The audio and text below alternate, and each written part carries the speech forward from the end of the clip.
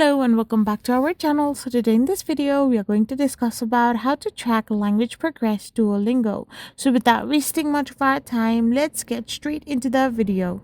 So if you want to track your language progress in your Duolingo, you can simply tap open your Duolingo. Now, you can find your language progress in it as Duolingo tracks your path unit. The new tool in Duolingo will also give you scores, like how many scores you have, or like which rank you are in the leaderboard and stuff.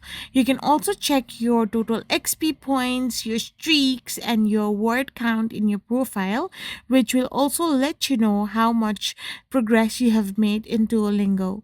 Your key metrics include your CEFR aligned units, that is A1 or B2, the 0 to 160 score range, and a third party tracker like Duomme.eu for comprehensive data analysis can also be used. So this way you can track your language score in your Duolingo. I hope you found this video helpful. So don't forget to hit that subscribe button and to give us a thumbs up. We will be back again with more informative videos. Thank you for watching.